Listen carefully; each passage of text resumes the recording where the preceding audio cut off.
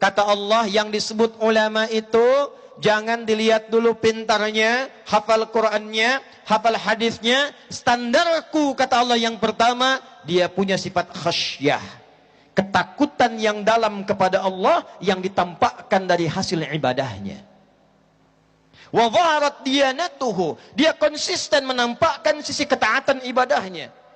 Tadi dibacakan Quran surah Al-Isra oleh qari tadi, ayat ke-81 sampai ayat 82. Ada ulama ngajar ayat ini, bahkan dari ayat 79 tentang tahajud.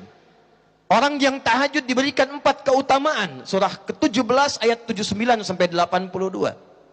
1, diangkat martabatnya. 2, dibimbing mengawali karirnya. 3, dimudahkan kesulitannya. 4, ditolong oleh Allah kalau ada orang ingin mengganggunya. Setelah itu diberikan jalan pada kebaikan dan kebenaran, dibimbing dengan Al-Quran. Ada ustadz ceramah tentang tahajud, tapi dia sendiri tidak tahajud. Dalam kualifikasi Allah yang demikian belum masuk pada golongan ulama. Ada orang ngajak baca Quran.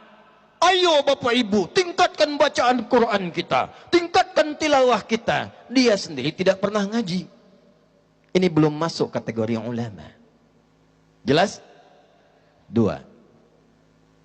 3. Wa tahaqqaqat ma'rifatuhu. Dia kenal Allah dan dia kenal dengan dirinya. Kenal siapa? Kenal Allah, ma'rifatullah. Kenal diri, ma'rifatul insan. Kenapa penting kenal Allah? Kalau Bapak tidak kenal Allah, tidak kuat dengan tahu Allah, tidak ada rem dalam diri kita untuk mencegah perbuatan maksiat. Halo? Pak Wali duduk sendirian di meja. Belum kenal Allah, datang orang minta, Pak Wali, ini ada proyek di depan Pak, kalau Bapak bisa pilih yang dari saya, fee-nya mungkin, ya walaupun sedikit 1 miliar Pak.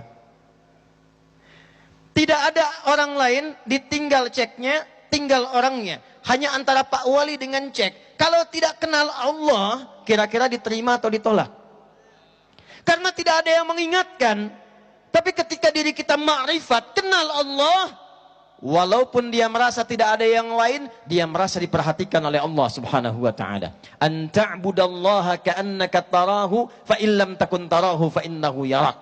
Engkau menjadikan pekerjaanmu sebagai ibadah. Saya wali kota walaupun sementara, tapi saya merasa dilihat Allah. Saya jadikan pekerjaan saya sebagai ibadah karena Allah.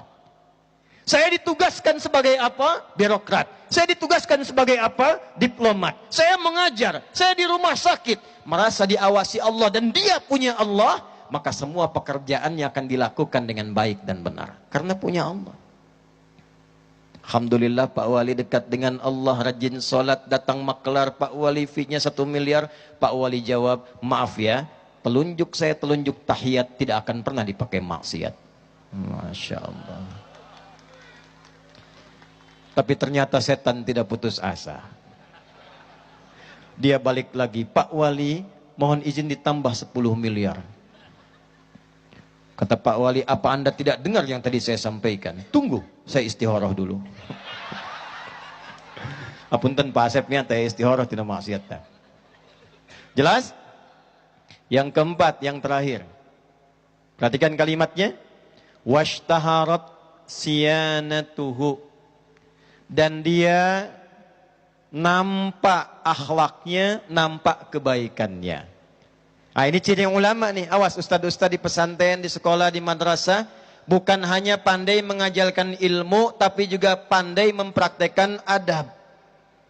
Bapak ilmu banyak, ustad menguasai Quran, fikih bagus, tapi lisannya kasar, perilakunya kasar. Tidak ada contoh keteladanan dalam dirinya. Alih-alih yang dikenal ilmunya, yang jadi fitnah perilakunya. Walaupun ilmunya luas. Karena itulah bagian yang keempat, sempurnakan. Setelah yang pertama, dia pakar di bidangnya. Yang kedua, yang paling penting juga yang tidak boleh dilupakan, tampak ibadahnya. Yang ketiga, ma'rifat dengan Allah sehingga kenal dirinya. Dan yang keempat, dia tampilkan akhlak dan kemuliaan adabnya. Kalau sudah tercetak yang keempat ini, jaga dengan baik ulama itu karena pasti memberikan keberkahan di tempat dia tinggal.